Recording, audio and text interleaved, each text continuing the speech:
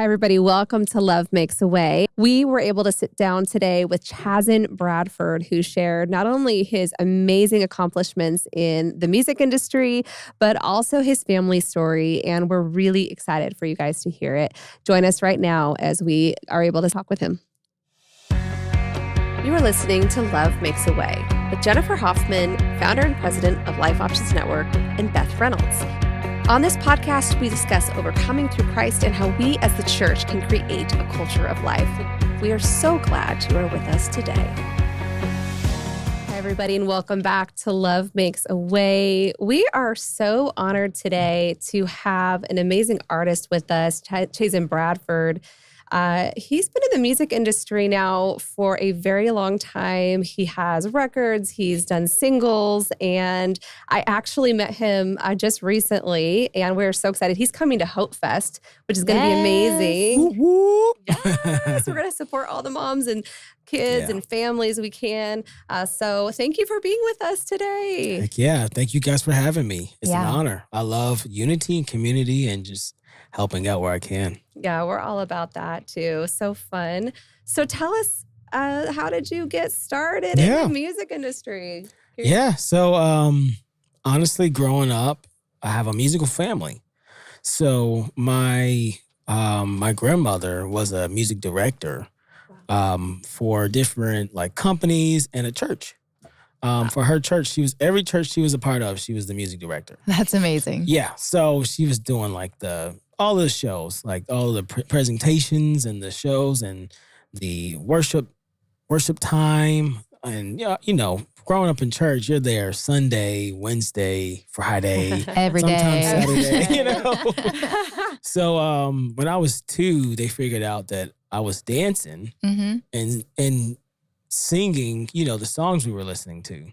So they put me on stage at 2. Wow. And I just hear it all the time. The oh my gosh, you remember in Chaz? Every time I'm with the family. And it's so redundant now, but I just go with the flow. But I was 2 when I started music. I started playing piano when I was 8, 7 or 8. I started playing drums at 10. At 12, I started playing guitar. And then by 16, I taught myself the bass from guitar. Wow. Yeah. So, my grandmother's brother was, what's his name? Ray Charles's music director. Really? Yeah. Her brother, my uncle, was, always on tour in the Motown scene. Yep. You know, so that's kind of how it got started. You know, by 14, I sold my first music. Wow. And I was hooked by then. You know, I was like, oh man, I can actually probably do this for a living. You know. Yeah. Going on tour with different artists for a good minute until 2020. And then even after that, I still go on tour sometimes as a musician. Yeah. Musician, background singer, dancer. Wow. So that's what I used to do. Who was your, the most fun artist? I don't want to say favorite, but. Honestly, I don't know. It's hard to describe because I personally love most genres, like all genres. I love all good music. Yes. But I guess the most fun, that's a hard one. I would probably say maybe a hip hop show that had like live instrumentation. Yeah. Ended in worship. That was in Chicago. Artists like Lecrae, KB, Aaron Cole was there, Derek Minor, Cannon. Those are some Christian hip hop artists. That was really fun. I really love those guys too. But then again, I've done shows with Nicole C, Mullen and Matthew West and Mandisa and Diversity, that type of stuff. So cool. Which were equally as fun too. That's amazing. You know, so I was like, you know what? That's a hard question. Yeah. All sorts of, different type of people. I love that. Yeah. That's amazing. Was there one artist that you really drew a lot of inspiration from? Toby Mac. Okay. Yeah, Uncle Toby. He's so down to earth. He's so real. Mm. In the music industry, I've been hurt a lot, and Uncle Toby was always a rock. He was always, we're family friends. Mm-hmm. My sister actually married one of his like god nephews. My brother-in-law's father produced almost all of Toby Mac's records. Wow. So, him, and one of my good friends, he's a Christian hip hop artist. His name is Cannon. Mm. And always good insight. He's toured the world as well, and he's done huge festivals, huge shows. He syncs his music. His music's on movies. Wow. Which is pretty awesome. That's where I'm leading towards as well. That's great. That's a goal. Yeah. But the inspiration of just, don't lose yourself in the music industry. Mm-hmm. Don't make bad deals. Understanding the landmines. Mm. Understanding who to do business with. Right. I'm a sponge. I'm just soaking up everything, Yeah. I've been in studio sessions with huge artists and I'm just quiet, just watching. So honestly, I could say a lot of people, but just everywhere the Lord takes me, I'm always like, okay, how can I gain wisdom?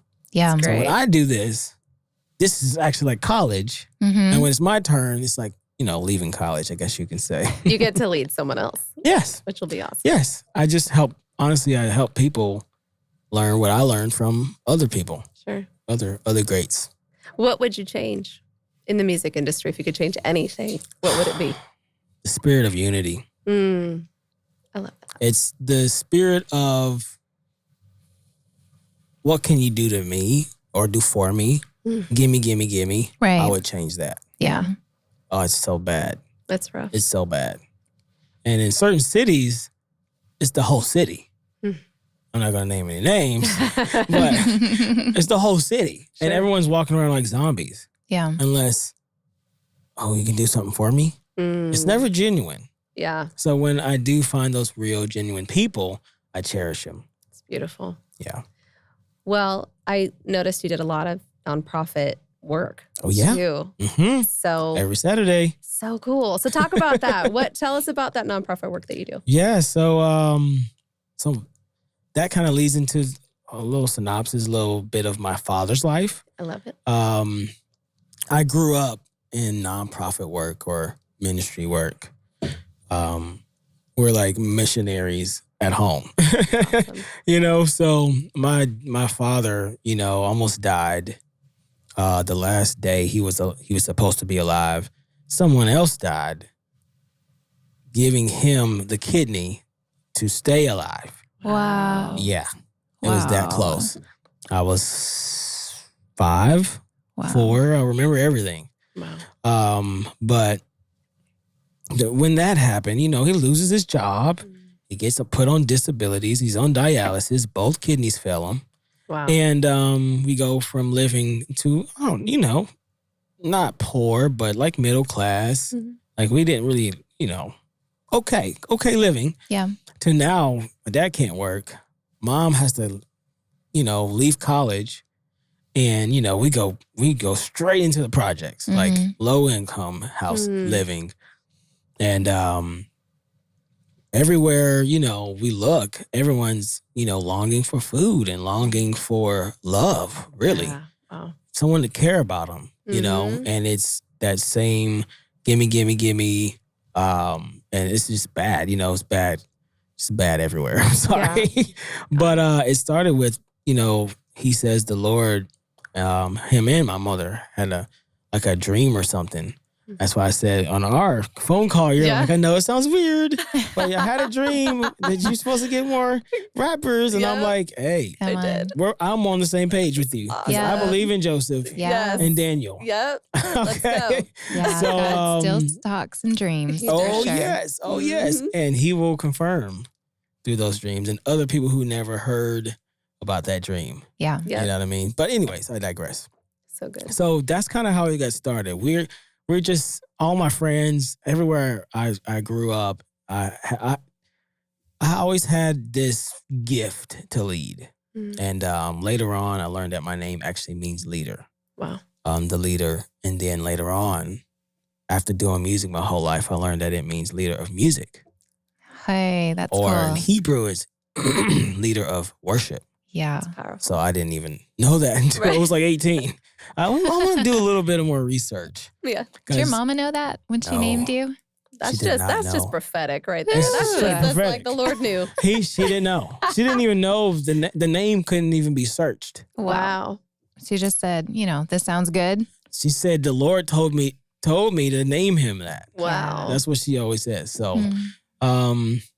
yeah. So, we're growing up. I'm growing up in really impoverished neighborhoods in Nashville, downtown Nashville, and my friends, they're resorting to different illegal ways to get food. Sure.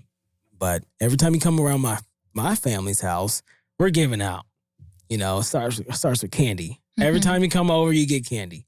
And then that turns into popsicles and lollipops in the summer. Mm-hmm. And now it turns into small lunches and then big lunches. And then my parents are like, oh my gosh, this is a thing. Yeah. Yes. And our hearts are saying we need to give back. Yeah. So we honestly started giving back as a family while we were in the hood. That's amazing, though. I feel like that. Mm. Oh, there's a quote I saw the other day that said it's the people that get out of the fire or in the fire and then they go help the other people in the fire. And that's just the heart of Christ. Yeah. For people around you. You're like, Yeah. you know what? I know the one who can provide, even though we're in a tough spot. That's Yes. impressive and amazing. Wow. Yeah. So that's pretty much how it got started. Wow. And just by moving by faith. Yeah. The Lord just started opening doors. Mhm. I remember many times we had events and hundreds and thousands of people lined up for food, Wow. and we didn't know where the food was going to come from Yes. until the last week or the day of sometimes. Yeah. And then, feed the children, One Gen Away, Walmart, Yeah. these different organizations. Oh, we have so much food, Panera Bread. Amazing. We have so much food, we don't know what to do with it. So we just want to give it to someone that's going to do something good with it, Mm-hmm. Yeah. So that's how I got started. Wow. And my father, became an inspirational speaker after having a movie made about his true life story. What's the name of it again? The name is called Unconditional, the Okay. movie. You guys watch Unconditional. Unconditional. Yeah. And right now you can go on YouTube and watch it for free now, which is pretty dope. Awesome. It was on Netflix for years. And then I think they took it off recently.